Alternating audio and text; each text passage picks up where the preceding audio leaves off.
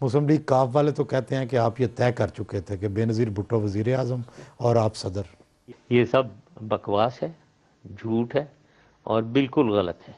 یہ انہیں معلوم ہے کہ یہ غلط تھی، لیکن تاثر یہ پھیلایا جا رہا تھا. بالکل تاثر یہ ضرور پھیلایا جا رہا تھا کہ ڈیل جو ہے وہ یہ ہے کہ وہ مجھے پریزیڈنٹ بنائیں گی، میں ان کو پرائم منسٹر بناؤں گا. نہ میں یہ کہتا ہوں کوئی لاجک آپ یہ بتائیں سہیل، اس میں کیا لاجک ہے؟ میں تو پریزیڈنٹ بننے والا ہوں اسمبلی سے، اس میں کوئی شک ہی نہیں ہے، مجھے کوئی شک نہیں تھا.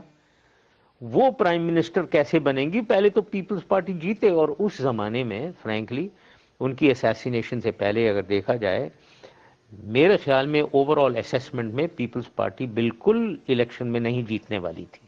اچھا، آپ کی اسیسمنٹ یہ تھی کہ پیپلز پارٹی نہیں جیتے گی؟ میرا یہ بالکل ہم سب کا اسیسمنٹ، ان کا تو بہت آخری دن تک، الیکشن کے دن تک ان کا پرویز الہی کے یہی پوائنٹ تھا کہ ہم جیت رہے ہیں.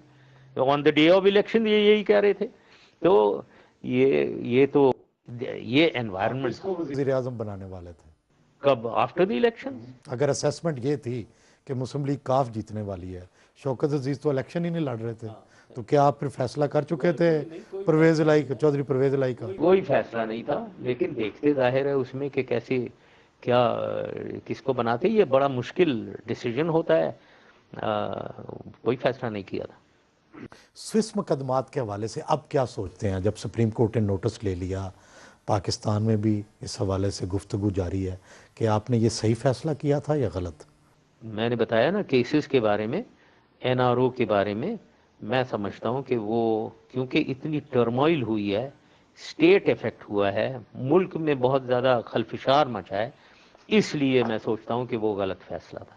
اور اسی لیے میں نے قوم سے معافی بھی مانگی ہے، اور میں نے معذرت مانگی ہے کہ یہ غلط فیصلہ ود ہائنڈ سائٹ غلط میں نے سمجھا اور مس لیڈ میں ہو گیا. اور مس لیڈ کرنے والے وہی ہیں، چودھری شجاعت، پرویز الہی. انہوں نے اب ہزار یہ اور باتیں بنائے، لیکن جو وہاں اور بھی لوگ بیٹھے ہوئے تھے، چلے میں نام نہیں دینا چاہتا ہوں، ان سے پوچھ لیں کہ یہ تھے نہیں تھے. یہ نہیں، وہ ابھی اور لوگوں کو انوالو کرنے کی کوئی ضرورت نہیں ہے اس میں.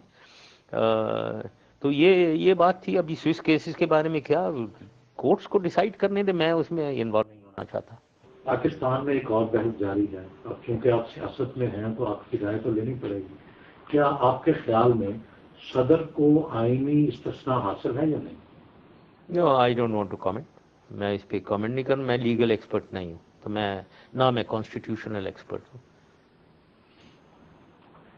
وزیر اعظم شوکت عزیز آپ کے اتحادی رہے، لیکن حکومت جانے کے بعد کبھی وہ نظر ہی نہیں رہے، نہ سیاست کر رہے ہیں، نہ آپ کے ساتھ بیٹھے ہیں. اس کی کیا وجہ ہے؟ یہ ان سے، ان کی پرائیویٹ لائف ہے، ان سے پوچھیں. لیکن میں ملتا رہتا ہوں، کوئی ایسی بات نہیں ہے. ہم بہت ملتے ہیں. کئی ایک دفعہ وہ یہاں کال آن کرنے آئے ہیں. لیکن سیاست نہیں کرنا چاہتے. سیاست نہیں کرنا چاہتے میرے خیال میں. تو متحدہ کے قائد الطاف حسین آپ کے اتحادی رہے ہیں، آپ ان سے ملتے بھی رہے ہیں. انہوں نے کہا ہے کہ ایک محب وطن جرنیل آگے آئیں اور ملک میں انقلاب کی حمایت کریں. آپ کیا کہتے ہیں؟ واقعی محب وطن جرنیلوں کو آگے آنا چاہیے؟ آپ تو سیاست میں آئے، آپ نے ماشاء اللہ لگایا، اس سے پہلے کوئی بات ہی نہیں ہوئی تھی آپ کی جنرل؟ نہیں، بالکل نہیں، بالکل نہیں کہ ٹیک اوور کرنا چاہیے نہیں کرنا چاہیے. کیا خیال ہے کب ہم ٹیک اوور کر لیں؟ کبھی بھی نہیں کی، ایک دفعہ نہیں کی. لوگ تو کہتے ہیں آپ کی تیاریاں مکمل تھیں اسی لیے جلدی جلدی ہو گئی. وہ سیکرٹ نہیں لیک آؤٹ ہو جاتا؟ اگر کون سی تیاری ہے کہ میں کانفرنسز میں ڈسکس کر رہا ہوں یا میں چھپ کر ایک ایک سے ڈسکس کر رہا تھا؟ کوئی ایسی چیز نہیں ہے، کبھی نہیں ڈسکشن ہوتی ہے اس کی. وہ تو فوج دیکھیں ہوا کیا. یہ نواز شریف جو ہے، اس کا سوچیں ذرا. اس کا یہ آصف نواز کے یہ خلاف تھا، ان سے بھی ان کی ٹسل ہو گئی. پھر جنرل وحید آئے، ان سے بھی اس کی ٹسل ہوئی، وہ بھی اس کے بہت خلاف تھے. پھر جنرل جہانگیر کرامت آئے، ان کو 3 مہینے پہلے ہی انہوں نے فارغ کر دیا. پھر میری باری آئی، مجھے ہوا میں تھا اس وقت، مجھے فارغ کر دیا. تو ان کی تو کوئی دیر از سم پرابلم ود ہم، کہ نہ یہ نہ غلام اسحاق خان کے ساتھ یہ چل سکے، نہ یہ فاروق لغاری کے ساتھ چل سکے، سپریم کورٹ چیف جسٹس کے ساتھ بھی نہیں چل سکے. تو ان کی پرابلم کیا ہے؟ ذرا ان سے جا کر کبھی انٹرویو میں آپ پوچھیں کہ کیا پرابلم ہے ان کو، یہ کیوں نہیں چل سکتے کسی کے ساتھ. لیکن جنرل صاحب، ان کا یہ خیال ہے کہ آرمی چیفز جو ہیں وہ اپنے کردار، آئینی کردار سے آگے بڑھتے ہیں، وہ ہر چیز پر قبضہ کرنا چاہتے ہیں، اور یہ سارے آرمی چیفز جو ہیں ان میں یہ ٹینڈنسی ہوتی ہے؟ یہ خود جاتے ہیں وہاں آرمی چیف کے پاس. اگر بے نظیر پرائم منسٹر ہیں تو یہ نواز شریف صاحب ادھر ہاب نابنگ کر رہے ہیں, ان کو اکسا رہے ہیں کہ یہ ٹیک اوور کریں, بہت خراب ہو رہی ہے حالت. اور اگر یہ پرائم منسٹر ہیں تو دوسرے آ کر ان کو اکسا رہے ہیں آرمی چیف کو کہ ٹیک اوور کریں, کیونکہ بالکل اکسایا جاتا تھا.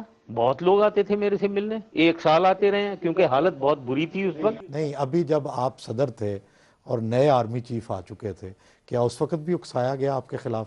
جب میں صدر بن گیا آپ صدر تھے, کس کو اکسایا گیا؟ جنرل کیانی کو. نہیں کوئی ایسی, جنرل کیانی فوجی ہیں, میں بھی فوجی ہوں, میں نے ان کو چیف بنایا, کیسے کوئی بھی نہیں اکسا رہا تھا انہیں. نہیں, لیکن انہوں نے آپ کو رخصت بھی کی. کیا مطلب انہوں نے رخصت کیا؟ کہا جاتا ہے کہ فوج کے ہی کہنے پہ آپ کی رخصتی ہوئی. نہیں جی نہیں, کوئی ایسی چیز نہیں ہے. صورتحال ایسی بن گئی تھی کہ میں ایک پریزیڈنٹ, ایک بالکل رفیق تارڑ صاحب ٹائپ پریزیڈنٹ میں تو نہیں رہ سکتا تھا, میں کنٹریبیوٹ ہی نہ کروں. اوپر سے جو پرائم منسٹر ہیں یا ان کی پارٹی جو گورنمنٹ میں ہے, جو اسمبلیز ہیں, جو کیبنٹ ہے, اگر وہ مجھے برا بھلا کہتی رہے تو میں کوئی پاگل ہوں ادھر بیٹھا ہوں؟ میں کیا کر رہا ہوں ادھر وہ آٹے کی بوری کی طرح ایک وہاں بیٹھے ہیں پریزیڈنٹ ہاؤس میں, نہ کوئی کنٹریبیوشن نہ کچھ, اوپر سے ان کی ہر قسم کی باتیں سن رہے ہیں. تو میں نے تو خود فیصلہ کیا کہ ہاں بالکل, چاہے اگر مجھے کسی نے ایڈوائس دی ہو یا نہ ہو, یہ میرا فیصلہ تھا کہ میں ایک یوز لیس پریزیڈنٹ کی صورتحال میں نہیں رہ سکتا ہوں ادھر, میں چھوڑ دیا میں نے. چند دن پہلے آپ کے حوالے سے یہ خبر آئی کہ فوج کو آئینی کردار ملنا چاہیے, پھر آپ نے وضاحت کی کہ شاید آپ نیشنل سیکیورٹی کونسل کی بات کر رہے تھے. کیا وہ کردار ہو ایگزیکٹلی؟ آپ کے زمانے میں تو یہ مسئلہ حل ہو گیا کیونکہ آپ خود آرمی سے بھی تعلق رکھتے تھے, لیکن جمہوریت میں کیسے فوج کو آئینی کردار دیا جائے؟ میں دیا ہوا تھا نا, میں یہی بتا رہا ہوں نا.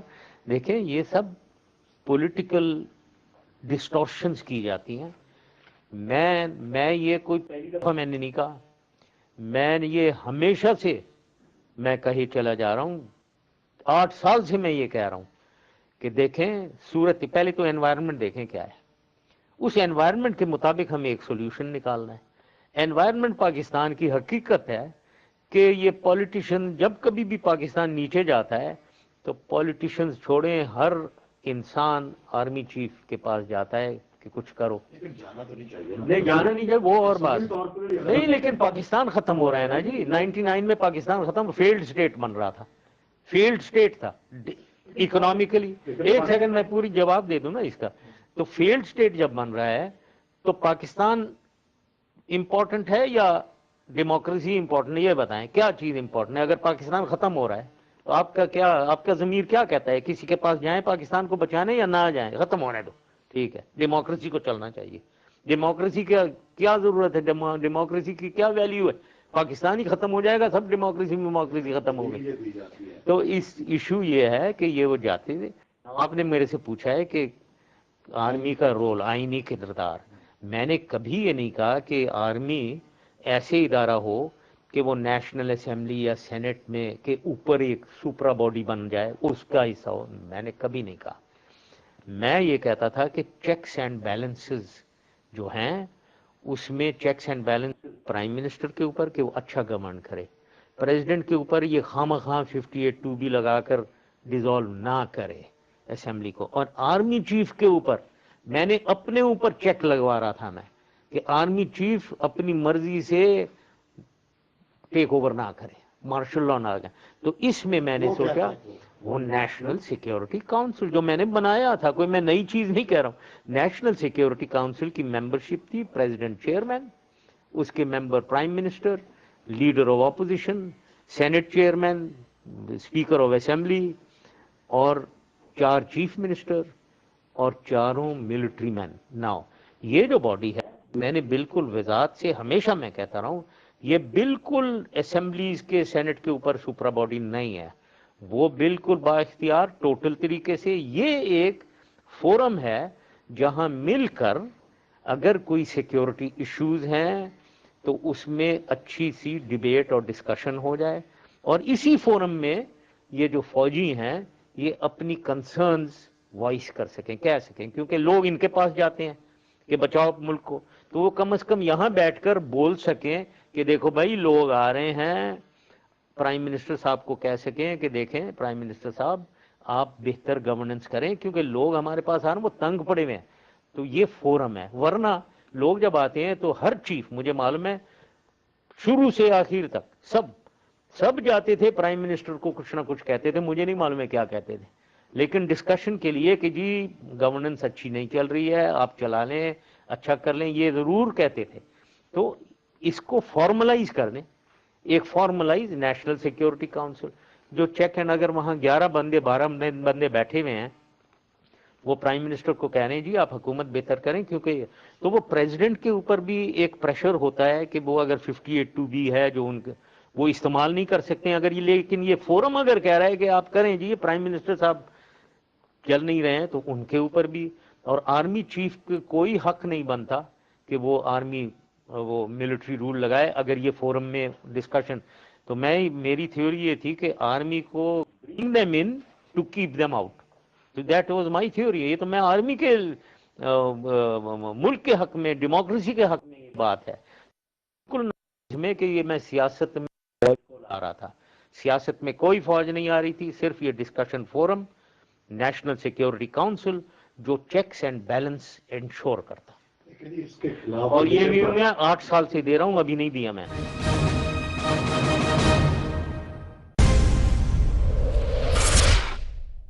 کشمیر ٹریول اینڈ ٹور آپ کے بجٹ کے عین مطابق بہترین حج اینڈ عمرہ packages, lowest prices and confirm seats, 201-653-65